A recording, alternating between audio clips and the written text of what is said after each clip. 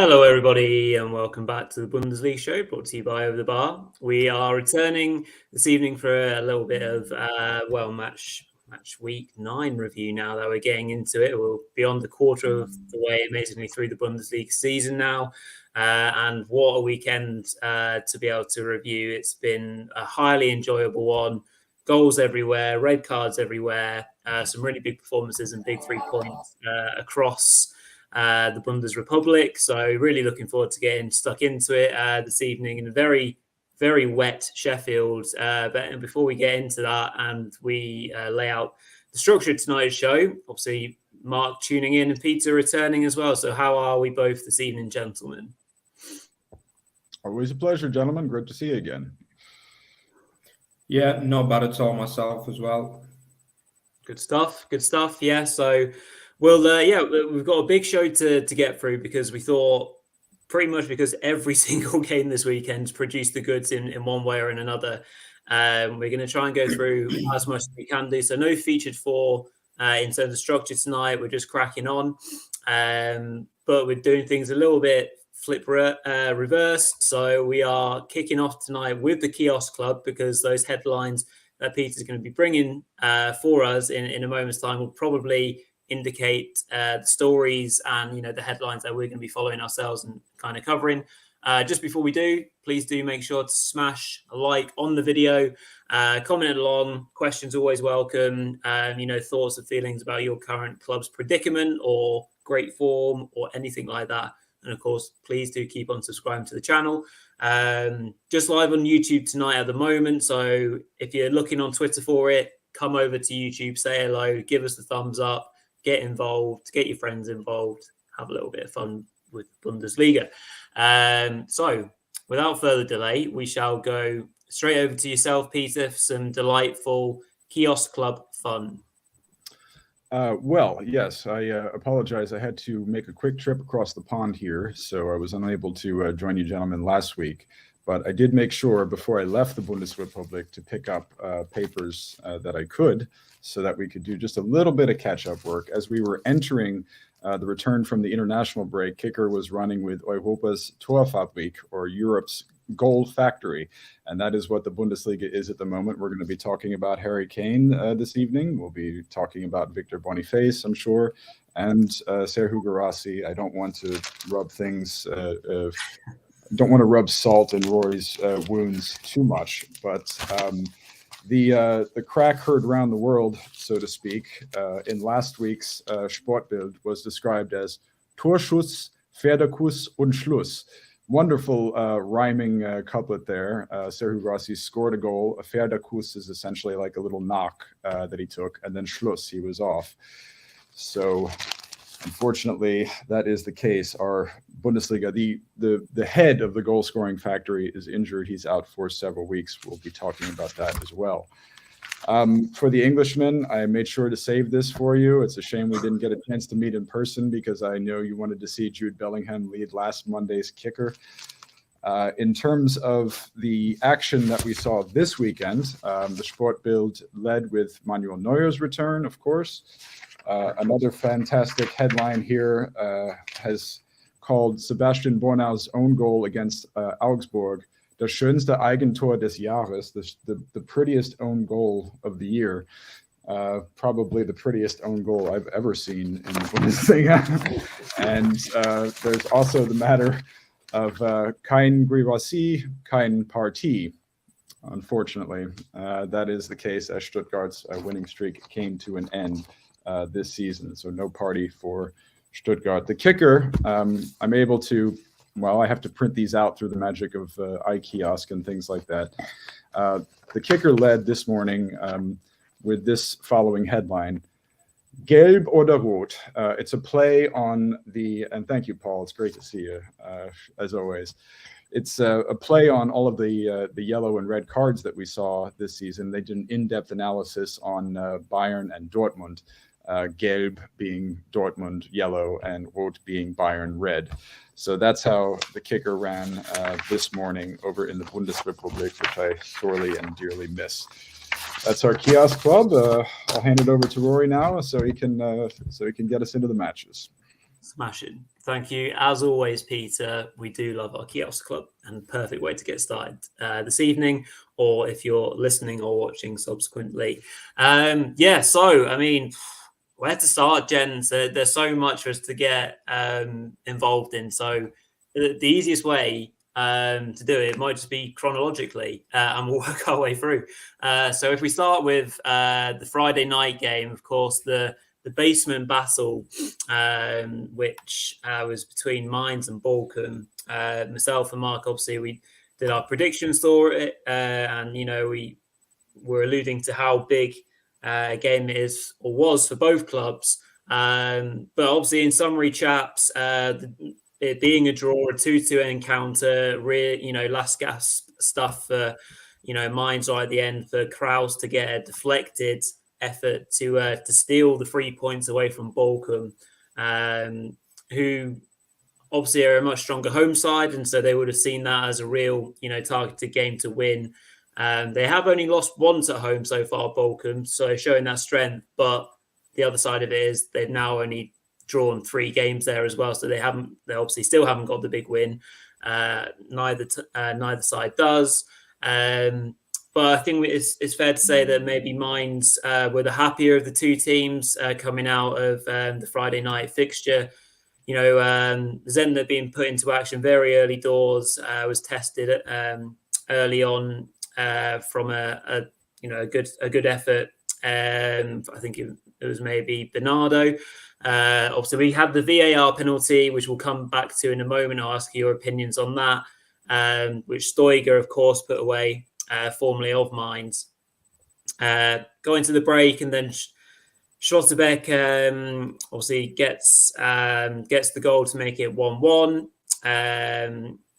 The own goal, but then he responded very well by getting the goal to go back 2-1 ahead late on, and then obviously we come to the Kraus goal, which makes it 2-2. So straight over to yourself, Mark. What did you make of this game? A draw's not great for either side, but there'll be elements from both sides that they can just take positives in the fact that it wasn't a loss. And what positives could you extract for both sides? Yeah, I think Bochum deserved the win, in truth. That was my honest analysis. I think if you look at the XG, that kind of sums that up. 1.66 for Bochum, only 0.38 for Mainz. They managed to get 2 goals out of that. That's pretty impressive.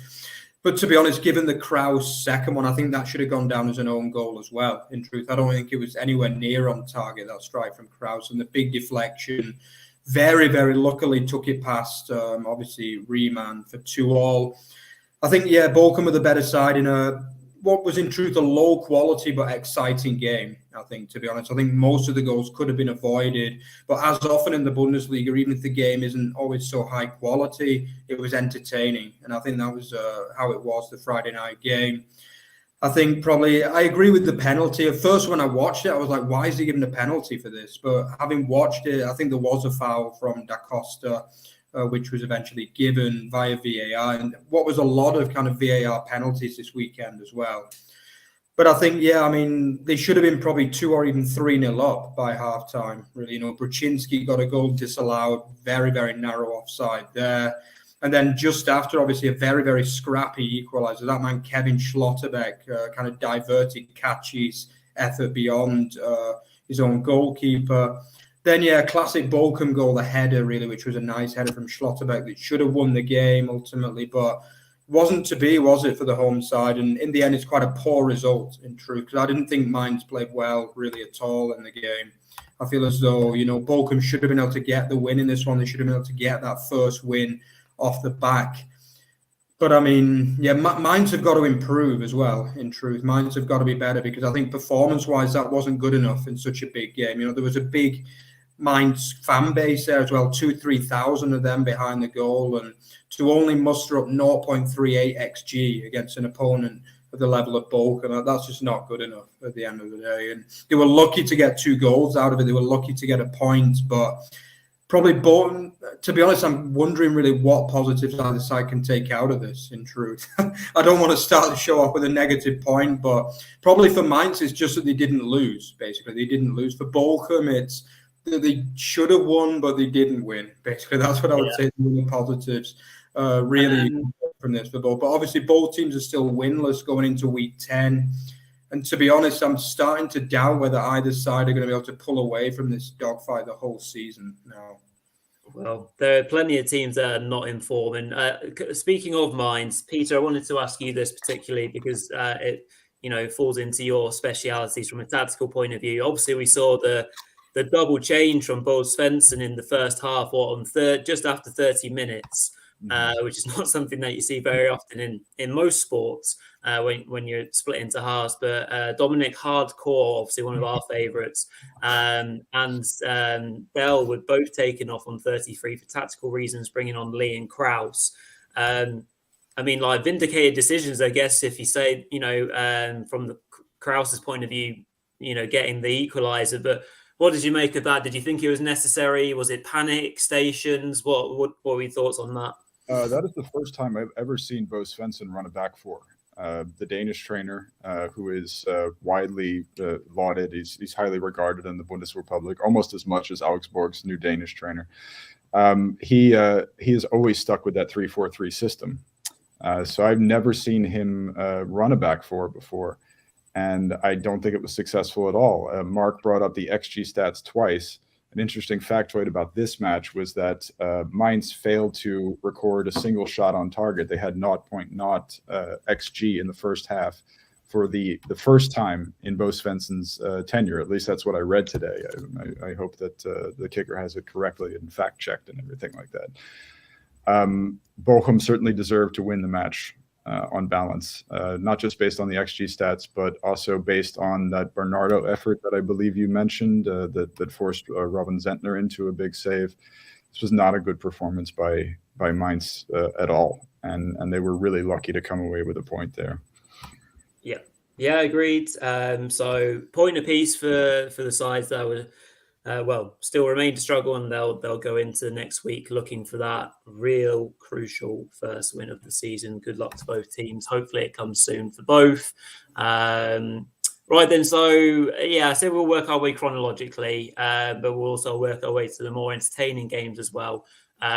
So we will talk about Gladbach, Heidenheim. We'll talk about Werder edging out Union for sure. But next on my list, again going chronologically, we've got Hoffenheim's victory away to Stuttgart, Girassi-less Stuttgart. Really entertaining one this, chaps, as well. A bit of a topsy-turvy nature of the match. Of course, Hoffenheim came out, firing a kind of a counter goal where Bayer was played through on goal by Weghorst, who I think he won the ball initially. Good save by Nubel, but Grisha Promel timing his arrival into the box perfectly to smash home for an early lead for Hoffenheim, stunning the home crowd. Then a play that myself and Mark may have given the commentators curse as we were giving him some credit last week was Stuttgart's Rouault, who made a bit of a mess in a couple of instances, bringing down Bayer for a penalty, being caught inside out a little bit, ball watching, not tracking his man properly, and so unfortunately the penalty was tucked away very nicely by Wout Weghorst in off the post. I guess that's about as accurate as you can get. Be a great confidence booster for Wout as well, from a goal scoring point of view, particularly. Stuttgart as well had their own opportunity from the penalty spot, but Lindblad was unsuccessful as Baumann, who's known as a bit of a pen stopper, was able to get a paw to it and push it onto the post. So halftime is 2-0 still. And then going into that second half, Mark, again, I'll come to you on this. I guess it's a weird situation to be in, maybe for Stuttgart and Stuttgart fans to see themselves losing. But at the same time, when I was, watching it and following it on the day, I still had great confidence that Stuttgart were going to come back into this match, and they did. So do you want to maybe just talk about that? Well, particularly the Furyk goal, because that was covered in quality. Yeah, I think this was a really good game. Two really good teams having really good seasons, and I thought it was a really entertaining encounter. As you say, I thought the same, Rory. I was out at the time, but when I saw the score was 2-0, I was thinking, I wouldn't be surprised if this finishes 3-2. Obviously, I was right, but just the wrong way, basically. I was thinking it could finish 3-2 Stuttgart, but I wasn't surprised at all to see Stuttgart come back in the game, put it that way. Not at all, even after the missed penalty. And obviously, yeah, it was that man Furyk who I've just run out of superlatives for this season, to be honest. I just think he's been absolutely brilliant. One of my players of the season, along with Bester from Heidenheim, he's been one of my favourite players to watch this season. It was a superb goal to pull them back in it. But basically, Hoffenheim are just a really, really clinical team. Hoffenheim, and it wasn't long after that before Skov banged in a really nice finish of his own as well. Who, by the way, Skov is a player who's also had a really good season this year as well. I think myself and Petre were quite impressed with him when we saw him against Dortmund too. And that was ultimately the winner, but it wasn't before a kind of late barrage from Hoffenheim, from Stuttgart. I mean, the second Stuttgart goal was lucky, let's be honest. It was kind of a miss-hit cross that hit the post, completely confuddled the defence from Hoffenheim. And it actually finally Undav, who didn't enjoy a good day, I'm going to be honest, he was basically given a tap in, an open net to make it 3-2. There were a couple of other chances as well. I think Silas had one well saved as well. And, they could easily have got away with a draw as well, as you say. I mean, they created so many chances in that second half. I think Furyk was brilliant. Stiller is another player that I've really enjoyed too for Stuttgart this year. Obviously playing against his former club as well. He played really well in this game. I think he's been a kind of unsung hero in Stuttgart this season. Yeah, it just wasn't to be Stuttgart's day, but I don't think it was a poor performance by any means. Did they miss Guirassy? Unfortunately, I have to say yes, because Undav didn't lead. He led the line pretty well, but he just missed too many chances. That was the problem. He missed a one-on-one in the first half. Then obviously the penalty, and obviously he got the goal eventually. But I mean, Guirassy would probably have had a hat trick. That's the truth. I think if Guirassy was playing in this game, he would have had at least 2, probably 3, in truth, with a bit of luck, like the third goal. But for Stuttgart, for me, there's not that much to worry about. I really don't think there is. I think they played well. A couple of mistakes at the back from Rouault, as you mentioned. He didn't build on a really good first start last week. But, I mean, overall, Stuttgart are still playing well. Hoffenheim as well, putting a good season together. 6 wins out of 9 for them now. And I think, it's always a little bit, it's never perfect from Hoffenheim, is it? They always put together like 45 really good minutes and a dodgy 45 minutes. But overall, they're looking in a pretty good place at the moment, Hoffenheim. And I think both of these two sides should be looking for European qualification this year. Yeah, for sure. I think there's definitely some sloppiness from Stuttgart's point of view. I think all 3 goals, you can argue, are avoidable. I think the third goal, Bayer's taking on Anton down the wing, and it's actually a loose touch from Bayer that actually helps it past Anton, which I think was quite fortuitous. The first goal obviously isn't great defending, nor is the second one. But anyway, obviously, if you're Hoffenheim, you're saying, it's just clinical play. Petre, anything else to add from that? Obviously, five wins from 5 for Hoffenheim on their travels. They absolutely love getting away from Sinsheim, it seems. Any particular reason for that? They're set up well by Pellegrino Matarazzo, of course, and they're enjoying a decent start to the season. This was a 3-1 ratio XG match for Stuttgart. So this was definitely a match, I think, in which Hoffenheim it was fluky. It was quite lucky. You mentioned Rouault. I mean, that penalty, what the hell was that? I mean, on what planet do you slap another player in the face, as if it's, some kind of a dozens game or something like that? Undav, that is his 4th league goal, I believe. Is it? With 3 off the pitch? Yeah. So that's quite good, and he apologized to the fans for the missed penalty. The young man is of course very self-critical, and I did like that headed finish of his. It was emphatic. It was nice. It was a strong one, not unlike Schlotterbeck's finish in the match that we were just discussing. So I mean, I'm not too worried about Stuttgart. I'm biased, of course, because I work with a Stuttgart fan, but I think that they still have a lot of quality in that squad. Yeah. Well, maybe we, of course, we've got the Pokal second round as well this week to look forward to. So maybe we can do some predictions if we have time a little bit later on, because next up for Stuttgart is a test against flapping Union. But yeah, really entertaining game. Not too much to worry about for Stuttgart in that sense. And yeah, really another great away win for Hoffenheim. On they go on their travels. Another Saturday afternoon game that was filled with goals and another comeback for FC Augsburg. They have made it 2 from 2 under the new man and the new head coach, finding their goal scoring form, and it was another good afternoon, good showing for a player that we were able to give a bit of praise last week as well, Mark, in the shape of Tietz. He got himself another goal. He had another, a really smart finish chalked off as well in this match.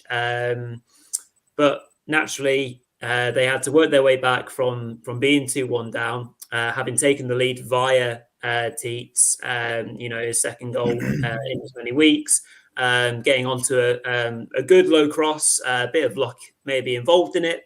Getting on the slide, but making it 1-0 16 minutes in. But Wolfsburg were able to complete the first of the 2 comebacks in the same match, making it 1-1 via Jonas Wind, bagging yet another goal. Is that 8 or 9 now for the season for Wind? Really having an impressive campaign. And again, what me and Mark have, I think, said on last week's show again was that Wind would probably be, being sung all sorts of praises if it wasn't for the fact that there are so many other good strikers in this league this season, with Kane and Guirassy, Boniface taking the headlines. So a very calm finish from him to make it 1-1. And then the penalty came around for Wolfsburg to make it 2-1, nicely slotted away by Meyer. And that was after Svanberg was very clearly tripped in the box. No qualms about that. After Wimmer had actually had a cross/shot that hit the bar. So 2-1 at half time. Then Petre, I'll come to you first on this one to kind of talk us through what was, again, an engaging second half with, one of the classier own goals you're likely to see from Bornau, a deep floated cross. I think it was from Engels. And, you can talk us through your thoughts on this delightful finish. Yeah, it was like the equivalent of that Robin Van Persie swan dive goal in the what was that, the 2014 World Cup. I mean, that was it was a gorgeous own goal from Bornau, the Belgian, and it was a weird match in general, I have to say, because Wimmer also hit the post with an awesome effort at one point. And Engels, it was Engels who did that. Engels also, and then of course, got his first Bundesliga goal. Yep. I mean, Mark's the Augsburg expert, so he can tell us a little bit more about Augsburg's revival. I can tell you that Niko Kovac fouled up his tactics again. I don't. I mean, last week it was. It was a ridiculous a back three for no reason, and then this time he goes for the 4-2-3-1. One of my Americans, Kevin Paredes, was actually very, very tenacious on that first Jonas Wind goal. So I appreciated that. But yeah, this was ultimately one of those cases in which Wolfsburg just doing Wolfsburg things, miffing up their talent and all of that stuff. Bornau had only been on the pitch for a couple of minutes before when he scored that. And he was replacing Paredes. So I don't know. But I'm actually very, very interested to hear what Mark has to say about New Look Augsburg, because they are his Bavarian Swabians after all. So we'll turn it over to Mark on that.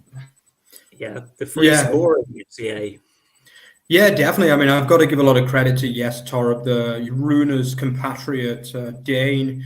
I just think, don't get me wrong, it's not perfect by any means from Augsburg as well. As we mentioned, they still concede a lot of goals and things. They're still ill-disciplined. They give away penalties. They get red cards. But I think for me, the big difference is that he's unleashed the team, basically. I think obviously Marston was a very, very defensive coach. I found, he often played 5 at the back, 3 big centre halves. And obviously nowadays he's changed the tactics to that 4-2-3-1 formation, which is a lot more attacking. He matched Kovac as well. And I just feel as though it works a lot better. Pedersen has been a revelation, I think. Defensively, he's been poor, to be honest. But I think going forward, he's shown us something that we didn't know he had, really, to be honest. He's been getting forward. He got a couple of assists last week, and I thought he was very good in the first half as well in this game. And I just think, I think as you mentioned, the 3 behind Teets is working really well too. I just think Teets now, obviously, he's got the confidence from that first goal and assist last week, and he was good again this week. And he looks like all of a sudden now they might finally have a top quality number 9 there at Augsburg. Demirovic is just Demirovic. He's obviously a quality player. Augsburg are lucky to have him, really. He could probably play at a slightly higher level in truth, probably at a team like Wolfsburg or maybe a Frankfurt or someone like that. I think he's good enough for that level. But yeah, things are working okay. I think Dorsch, despite quite a bit of dodgy play as well on the penalty, he's looking a little bit better in central midfield now. He's kind of ticking over play. Rex Bahai is always a decent player in there as well. And obviously Engels ended up being the hero really off the bench, which is good to see because, he's not kicked on from last season at all. Obviously he was really good last season, but so far this season he's not been good. This was by far the best cameo he's managed to put in a long time. And, for Augsburg, it's just, can they now start to become a team that can win on a regular basis in the Bundesliga? That's the big question, because they've always been a team that are just they'll win a couple and then they'll go 10 without a win, They've got FC Köln this weekend, obviously probably the worst team in the league at the moment. Now, that's a game they've got to be targeting as a win now, under Jes Torup. And for me, obviously the tactics are good at the moment, but they've just got to clean up this kind of ill discipline. They give away too many penalties, too many red cards as well. You can't win games of football on a regular basis if you're constantly giving away penalties and red cards. But there's a lot of positives there at Augsburg at the minute. I think Torup has obviously come in. They've scored 8 goals in 2 games. They're a team that all of a sudden look like they believe in themselves, And I think the other big difference is Teets has found his rhythm, and he's going to be key in that team. He's going to be key. And if he can prove as a quality number 9 with that 3 behind him, then they can score goals this season for me, Augsburg. Yeah. Well, yeah. So Augsburg have the most goals out of the bottom 9 at the moment with 18, as we kind of almost splitting the league in half in a sense. But funnily enough, as Wolfsburg do drop into 9th, Wolfsburg have lost more games than Bochum this season. How random is that as a stat? Well, when you think about it that way, they've lost more games than Augsburg and Gladbach as well. So yeah, like you say, Peter, Kovac thing, sometimes does have this habit of shooting himself in the foot, and I guess that was perfectly demonstrated by the amazing own goal. But again, as you say, Mark, some positives for Augsburg, but absolutely they also have maybe a tendency still to shoot themselves in the foot with that late red card, put themselves under unnecessary pressure. And obviously Maxi Arnold had that goal disallowed as well, so it could have been the fact that they could have had the points stolen away from them. But 2 from 2 for Augsburg, and Torup as they march further up the table, they'll be much happier for sure. And that takes us very nicely onto the first of our absolute blitzes from the weekend, of course, as 10-man Bayern Munich strutted their stuff against 9-man Darmstadt, putting 8 past them in an absolute blaze of a second half. This is a hard game to be able to kind of extract, because there are effectively 2 different games being played within the 90 minutes, because the first half, chaps, was obviously there are 3 red cards for us to get through, all of which are basically put together for denial of clear goal scoring opportunities. So we can talk about those decisions in a moment's time. But Darmstadt would have been pleased with their 45 first 45-minute effort in which obviously they tested Neuer, the returning Neuer, of course, on a good few occasions.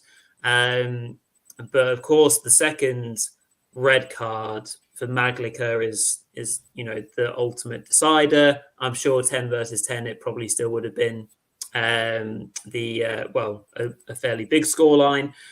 But nevertheless, we move on. Second sending off as well for Maglica, who's just been signed on a permanent basis as well. The news broke, which I must admit, having seen his performances so far this season, I'm kind of thankful in a sense. But no, obviously wish the player all the best at Darmstadt. I hope it works out for him and them going forwards. But anyway, I mean, if we'll come to the second half then, chaps, which was, an inevitable onslaught from Bayern. They hit their stride. The Kane and Sane relationship is really starting to blossom. Musiala was enjoying himself to the fullest. But yeah, I mean, Harry Kane just deciding to pop in goals from behind the halfway line as well. No biggie, another hat trick for him. Just goals everywhere. Mark, what was your favourite goal aside from the Harry Kane behind the halfway line effort? Out of the other 7, what did you enjoy the most? I'd probably say the first one, to be honest, because that was the one that finally broke the resistance, even though it was probably the scrappiest one. And another little point, actually, on the Kane goal, it actually, for me, shouldn't have stood, because for me, there was a clear handball against Mazraoui just before it. And to be honest, I think if he hadn't scored that goal, it would have been given as a penalty. It was that kind of game, this one. I just think it was a very, very bizarre game, in truth. Absolutely bizarre game. I actually think all 3 red cards were correct. That's my honest truth. I think all 3 were correct decisions. But how often do you see that? 3 clear red cards in the first half. And I think a lot of it was because Bayern Munich were just basically set up to attack so much, Obviously, the initial red card is really poor play, and obviously Kimmich drags him back and then deserves the red card.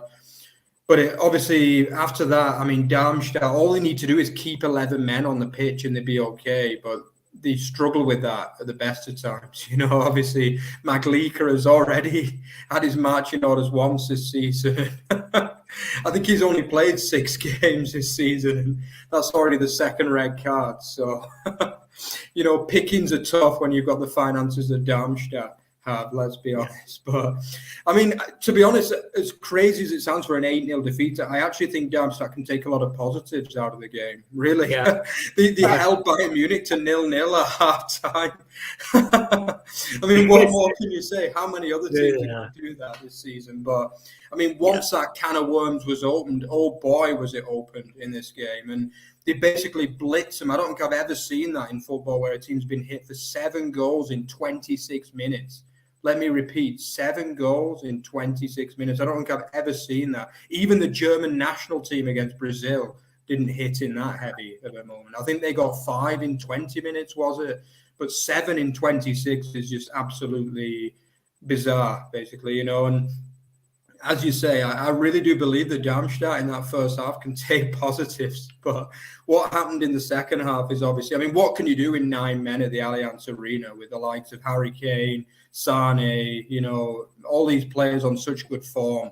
What can you do? And to be honest, 8-0 in the end flattered them. I'm going to be honest, it could easily have been 9 or 10, very, very easily. But I don't know what to say about this game, in truth. I really don't, because it was just a crazy game.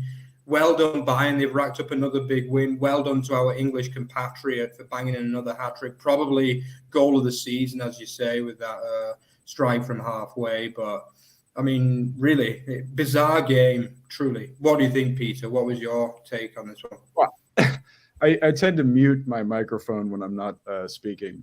Sometimes I had to unmute it a little bit just to join in the rollicking laughter that you were supplying me with, both of you. Rory talking about Maglica's contract extension after the second card. I actually had to write that story just before I came on the air. And after I have to catch up on all of the suspensions after this insane weekend in which everybody and their mother got a red card.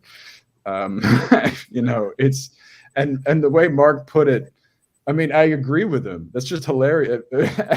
As insane as it sounds from a 0-8 defeat, they can take some positives from this. And then what was it? Mark and I were discussing a couple of weeks ago about how annoying we find it when the Can plays at the Allianz Arena. The Can playing in that 20-minute time span. I mean, I don't even know how the guy in the Ansprechen booth caught up with it. I mean, this is insane. I mean, you might as well have played the Benny Hill music instead. I mean, it was. I mean, that's. I don't know if we can talk about this match without being interrupted by rollicking laughter, so I'll turn it back over to Rory to move on. Well, perfectly summarised, chaps, I think. That's probably about as much detail that we even need to go into. Like Mark said, the red cards are red cards. They're denial of goal-scoring opportunities. I think that's absolutely fair. If Darmstadt could have kept 11 men on the pitch, then who knows? Because there were genuine bright parts of their game in that first 45 minutes. And I mean, again, as Mark said, 9 men in the second half at the Allianz in front of a goal-thirsty Kane, Sane, Musiala and co. It's just not fair. And to sum it up as well, and I'm Mr. Statman this week, but obviously Manny Neuer coming back for his 478th career appearance in the Bundesliga. So that's how many games that he has alone. The entire Darmstadt squad has a combined 280 games at this level of Bundesliga. I think Neuer even has more wins, Bundesliga wins. I think he's got something like 320 odd. So he's even got more wins than the entire Darmstadt Bundesliga appearances. So that you can just sum it up that way. There's obviously a bit of stuff going around on social media about what was it, Bochum and Darmstadt sharing a hug afterwards, saying, "Oh, it can happen to anyone." Unfortunately, it happened to Darmstadt. It was a goal fest, lots of nicely slick put together goals, and Bayern had a field day. Bonkers game, but that is the Bundesliga in a nutshell, isn't it? Entertainment galore. And then, another game, chaps, that we then also got to enjoy. Enjoy from a maybe not that many people across the Bundesliga from a traditional point of view would have enjoyed, but the Red Bulls of Leipzig certainly enjoyed themselves on Saturday evening, putting 6 past beleaguered Köln, riding high off the derby day victory. Were quite soon grounded, unfortunately for them. Leipzig put on the gas very quickly and were pressing fervently. They did so and were able to, win a penalty early on, which Werner converted very, very ably. Although Köln did hit the post soon after that, so had a good chance, but they weren't able to get back into it. And then the RB Leipzig quality would ensue, with Xabi sliding in Openda for his first of the afternoon. A round diving header, really like that goal from a really nice cross from Benjamin Henrichs, who continues to impress. And Round was good as well in this match. Although a little bit of luck in the fact that the header came back off the post and in off Schwaber, and happened to a few goalkeepers this weekend. Happened to Tuvalu, I think, as well, from the Hoffman strike. A couple of bad bits of luck for goalkeepers this weekend. So 4-0 by half time. Another one for Openda. He loves a brace. Hasn't quite got that hat trick yet, but you feel it's only a matter of time for the young striker. Linking up so well with Xavi Simons. He's, catching headlines everywhere as well. Fantastic talent. He won't, very unlikely that he'll be staying in Leipzig longer than the season, but they just got to enjoy what they can from him because he's an absolute outstanding talent. So 4-0 at half time. The second half was a bit of procession, another red card we saw. So 2 bookable offences for Olsen. The second one was a bit of a strange one, so I'll ask your thoughts on that in a second, chaps. But 2 late goals for substitutes. Benjamin Sesko, bit of a goal-mouth melee, and he got the most of it, tucked it away in a really nice goal for Baumgartner, which is nice to see for him. Getting a bit of time off the bench, he'll be doing well to push himself into the starting lineup right now. But bending in lovely goals like that will certainly do his cause no harm. But yeah, Peter, to yourself. Well, yeah, reality strikes again, unfortunately, for Cologne. This was always going to be a tricky one. Could they take the momentum from the derby into this? But yeah, Leipzig were hungry and, put them to the sword very quickly. Yeah, I thought you guys did an excellent job of covering the derby last week. And it was Baumgart, Christian Keller, and also Kessler, who's the licensing head from Köln, after the match, lambasted their players for not carrying the momentum over from the derby. Because they played such an excellent match. And here they were absolutely wretched. Eric Martel, against his former club there, was the one who miffed up on the first goal that allowed Werner. Defending pretty much non-existent on those 3 goals that were let in just before the half. Although Henrys and Raum, I mean, that was just a spectacular combination from the 2 of them. Very little could have been done about that, and a great finish from Openda as well. Balam, I see noted that how do I fancy Kaiserslauten's chances at home against Köln in the second round of the Pokal? Pretty damn good after this. I have to say that this was all around. Although you did mention Waldschmidt hitting the post. I think he got a couple efforts off there, so they were close to an equalizer for a little bit there. But yeah, I mean, this was just they really did quit. I would have to say on many. I mean, they quit. They stopped marking near the end of the first half and near the end of the second, which you cannot do. And so I like the chances on the Betzenberg. That's going to be on what is it? Is that tomorrow? All Hallows Eve, or yes, indeed it is. Oh, Halloween in K-Town. All right, so I like our chances there. And over to Mark. The thoughts on this match? Another high-scoring affair. Yeah, again, not quite as crazy as the game, obviously, in Munich, but it was just very easy. I think all of us predicted this. I think I went for 3-0, but I would quite easily have gone for 4 or even 5 in this game.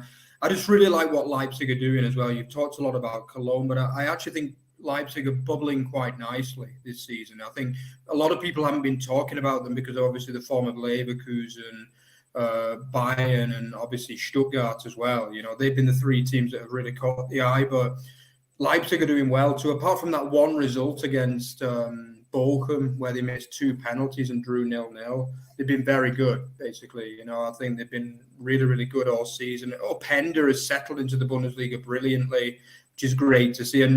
So many good strikers. It's almost ridiculous this season, really. It literally is almost ridiculous. I think by the winter break, there's already going to be like 6 or 7 strikers with more goals than what Füllkrug got last season. I really do believe that. Like even Bayer, from Hoffenheim, there's just a ridiculous number of good strikers this season.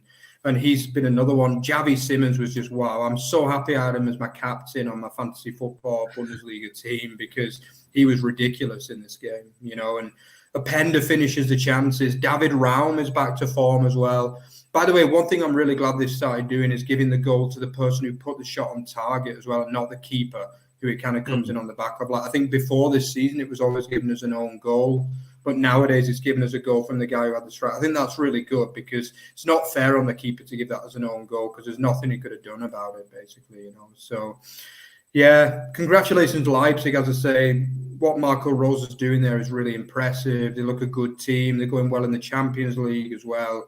They're title challengers. Köln just not looking that good, and they're going to have a hard game on the bets around the Petre on Tuesday night. I think it could be a unlucky Halloween for them for sure. Yeah, I think we can maybe summarize Köln's performance by that absolutely pathetic effort by Davy Selke, the chance after half time, where he's put in quite nicely actually, and all he has to do is just hit it with a bit of blooming conviction he'll get. It was 4-0, obviously, at the time. It didn't really matter, but it was just so like, just flick your foot at it. I didn't enjoy that at all. I thought that was a terrible effort.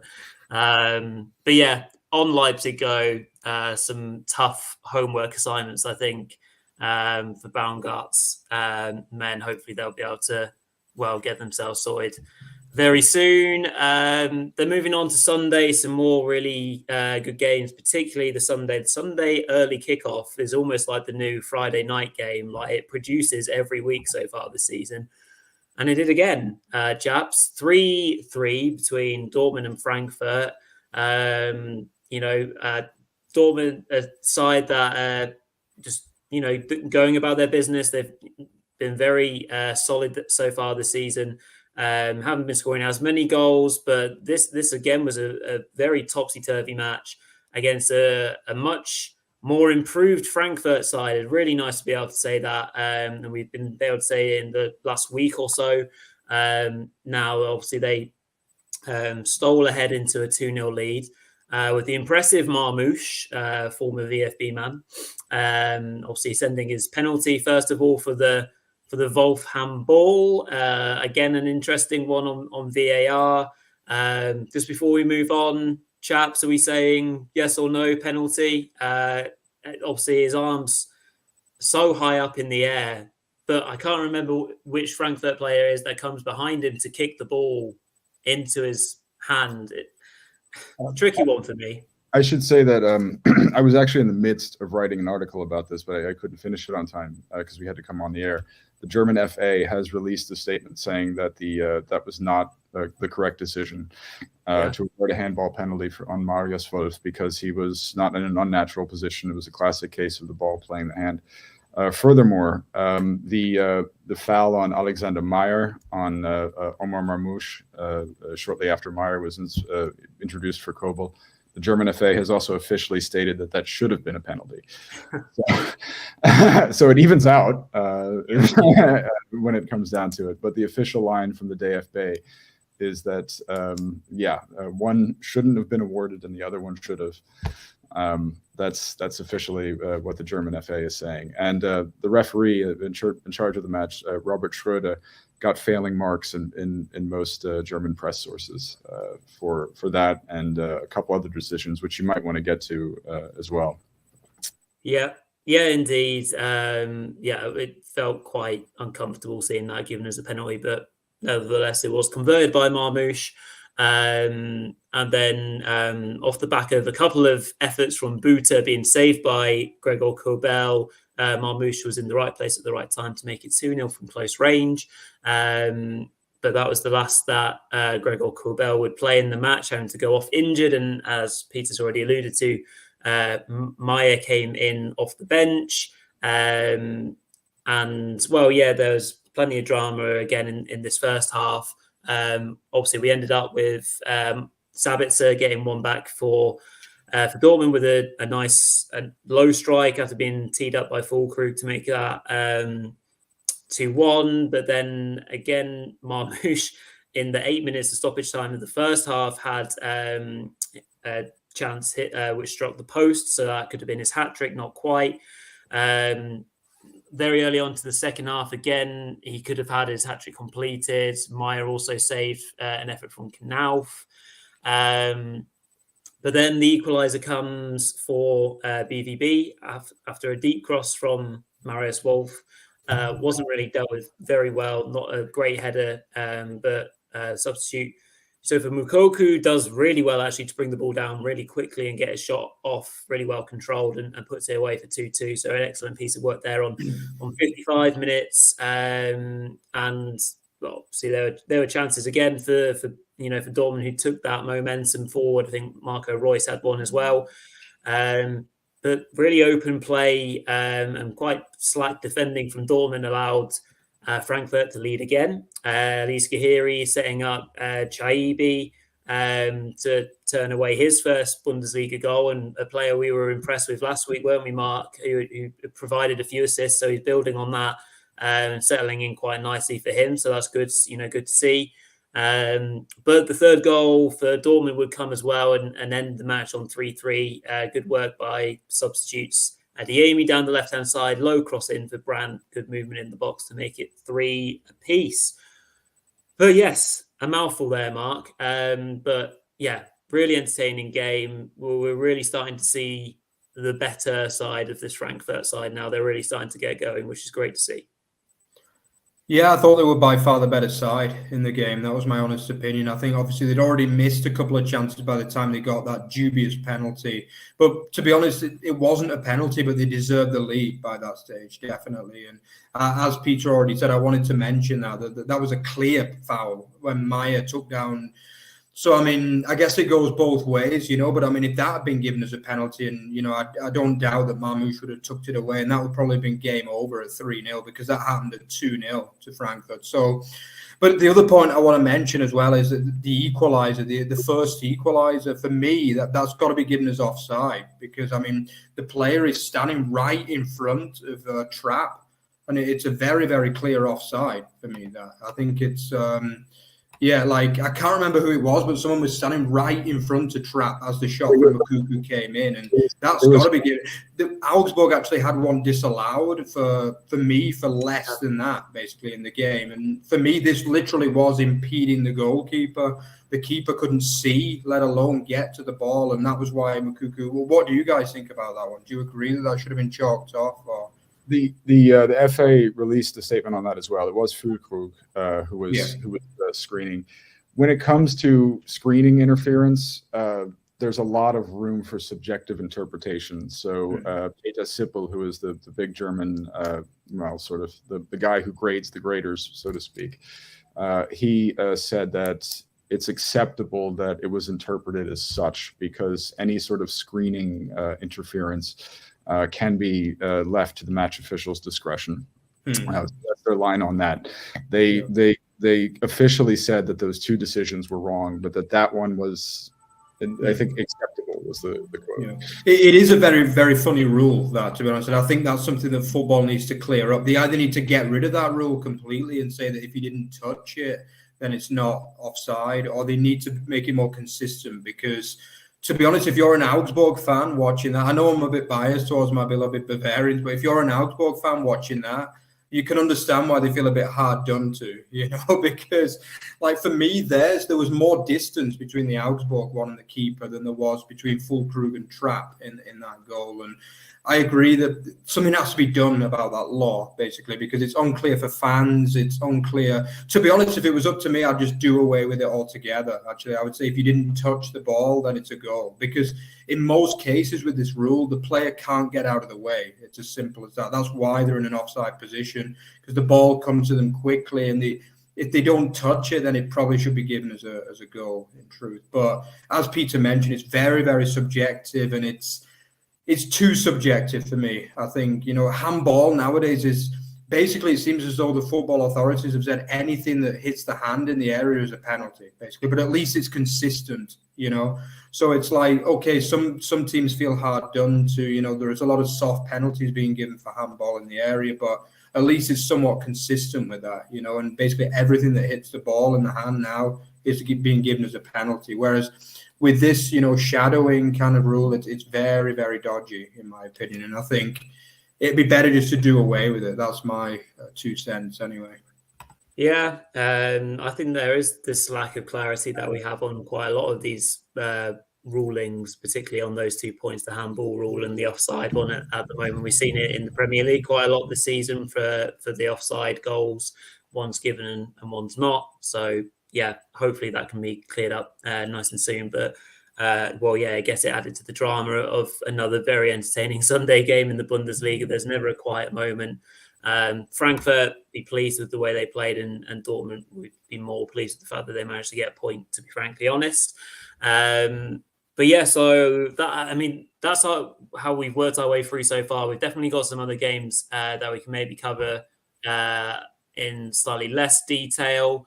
So obviously an important win for our table toppers right now. So Leverkusen got away with their victory against resilient Freiburg, who are also starting to slightly improve and find their feet again, I feel. So, yeah, I mean, the word of this match is just that Florian it's just ridiculous. I mean, obviously the first goal, he just pure humiliates. Is it Hoffler? I think the player that Hoffler, who he does twice. Not great defending because they give him quite a lot of space, but his dribbling ability is so high. He has the ball under his spell, and delivers the quality to make it 1-0. 37 minutes in, Leverkusen had started the game well, but it did take them that little bit of quality to get them over the line. There were chances for Boniface and Grimaldo before that. But yeah, into the second half it went, and again, Wirtz is highly, hugely involved in the second goal.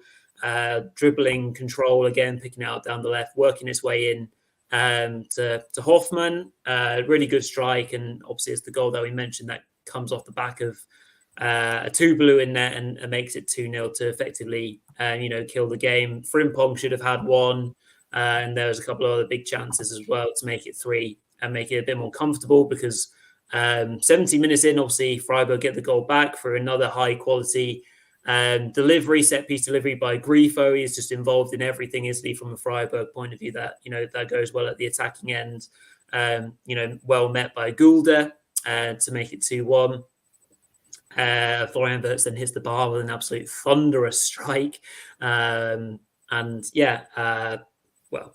Freiburg can't quite get over the line. A couple of tetchy moments here and there, but Leverkusen return to the top of the league.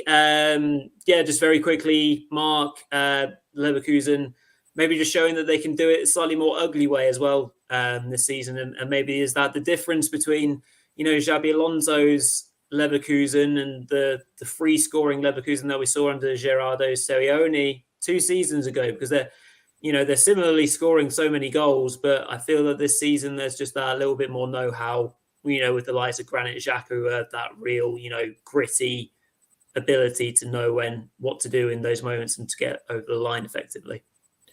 Yeah, I think the key was when it went to 2-1, because basically Leverkusen had dominated the game completely. Basically, that goal, the great ball in from Grifo, the Gulde header, it was out of nowhere, really. And actually, they did have one big chance at 2-1 to equalise as well. But, as you say, the know-how is better. They've got more bottle. They've grown some balls, so to speak, which they didn't have for basically most of the history, let's be honest. And that's one of the things that makes me think that Leverkusen can win the title this year, because they are able to see these games through. When it went 2-1, I'll be honest. In fact, I think, Peter, you just rang me, actually, as it went 2-1, ironically. And basically I was thinking, oh, God, maybe they're not going to win this now, because the Leverkusen sides of old will probably have ended up finishing 2-2 there. But I thought they saw it out pretty comfortably, apart from that one save, which was well dealt with by Hadatsky. By the way, the improving Hadatsky too, who, has had a very good season so far. We've got to give credit to him, because he is considered to be the weak link in this Leverkusen side, but so far he's been very good. And yeah, I thought it was a very good performance. Again, as you mentioned, Wirtz is probably his performance of the season. He was just ridiculous, absolutely ridiculous in this game. The team is just outstanding. It truly is. It really is an outstanding football team. And they should have won easier. It should have been a 3-0 game, to be honest, in truth, this match. I thought they won very easily. But as you say, once it gets to 2-1, you have to see the game through. And I thought they did that pretty well for me. Yeah. Absolutely. Just because of time, we'll just move on very quickly to the 2 other games that we've not covered, and I'll come to Peter on these. A timely win for Werder Bremen, who have got a really undelightful run of tough games coming up, actually. So it's really high time that they got themselves 3 points over free-falling Union Berlin, who have now, they've conceded 17 in their last 17 goals in their last 7 games. They've scored 3 in their last 7. Things are just not going right at either end. Stuff about players' performances and anything else. And one great thing to come out of this or see is the support from the club itself towards us, Fisher. And, from a 10-game losing streak or whatever it is, there's usually, the usual murmurings and things like that. But just to see the unequivocal support and genuine, just, where we've come from, which is, again, is what me and Mark talked about the other day, and knowing where you've come from, the response that they got after the Napoli loss as well, it's great to see, but they're still in huge trouble. Well, I mean, the two matches that we're going to skirt over were not particularly great football matches, I have to say. The Union fans are still, and ultras are still behind Fischer, so is Oliver Runert. I think that they absolutely believe in their trainer, and they believe that in his system, and that they can turn it around. I mean, it's crazy because you have Randy Khedira just back, Captain Randy Khedira just back getting sent off on a red. You have an own goal from Roman Knoche. This is a weekend of own goals, beautiful own goals, and lots of bookings. But they are still behind him. They're still singing "Always Look on the Bright Side of Life." The Gladbach Heidenheim. Not too much one can say about that match, really. It was kind of a bore fest. Tim Kleindienst with a marvelous first touch on the counter for the Heidenheim goal. That was incredible. Yeah. Not anywhere near as incredible as what Florian Wirtz did for Leverkusen this weekend. I have to second, third, fourth, and double triplicate stamp that. He was absolutely, I think that was the best performance I've ever seen from him. He is, the young phenom is in form. That's really all you can say about the two matches that were not so great in a weekend of really, really great football across the Bundesrepublik. Absolutely. Bit of work to do for Heidenheim still on set pieces. They're conceding way too many on set pieces, but I'm sure they'll work through that. Right then, very quickly, chaps, let's just do some fun predictions for tomorrow and Wednesday's PocketCast matches. We'll just do our three teams, shall we? So we'll start with Stuttgart versus Union Berlin. Just quick rounds about Mark, yourself, Stuttgart or Union? 3-0 Stuttgart. Okay, Peter? 2-0 Stuttgart. Okay, I'll make it a full house, although I'm quite clear on my predictions, usually going the other way. I'll say 3-1 to Stuttgart. Then Kaiserslautern hosting FC Köln. Mark, again, your thoughts first of all. It's a tough one. Yeah, but I know what the bets is like. I've experienced firsthand the bets atmosphere, and it doesn't disappoint. So I'm going to go for a 3-2 Kaiserslautern. Kaiserslautern have had some crazy games recently, by the way. Like every game seems to be like 4-3. But yeah, I think they're going to get a 3-2 win in that one. Peter? Yes, same scoreline. 3-2. Okay. I'll make it a full house as well. I'll be nice. I'll go 2-1 to Kaiserslautern. And then Nuremberg, Mark. If my app was working, I'd be able to tell you who they're playing. But as it's currently not loading, you'll have to tell me and introduce the game yourself. Yeah, I do believe it's... I sound like a part-time fan now, but I do believe it's Rostock at home, right? Yeah, it is. It's Rostock at home, yeah. Whew, thank God I got that one, yeah. But yeah, again, FC Nuremberg are looking pretty good. Since myself and Peter saw them, obviously they played well. That was a really high-quality game from both sides, I thought. Nuremberg, they have put together, I think, 3 straight wins now in the Zweite Liga. And again, I'm confident that they can turn this Rostock team over. I think I'm going to go for a 2-0 home win here for the FCN. Peter? Absolutely. Yes, I will agree. Very good. Yeah, well, we'll make it 3 for 3 on everything. I'll back the Nurembergers to make it a 3-1 home victory and advance. But yeah, some tasty fixtures. We've got Dortmund, Hoffenheim as well. Leverkusen travelling to Sandhausen. Hertha Mainz, that'll be an interesting one. Saarbrücken hosting Bayern. Loads of great games over the next few days. So enjoy those when it comes. Right then. So yeah, slightly extended show tonight, but we have to enjoy it whilst we can. A fantastic weekend of Bundesliga action. So I hope you've enjoyed it with us. So Mark, I'll very gladly hand over to yourself and you can finish up for tonight's show. Yeah, so if you enjoyed what you saw tonight, then check out our X at Over the Bar FB and at Over the Bar Extra, and also Rory's Village Footy 20. And then also don't forget to keep liking, commenting, and subscribing for us.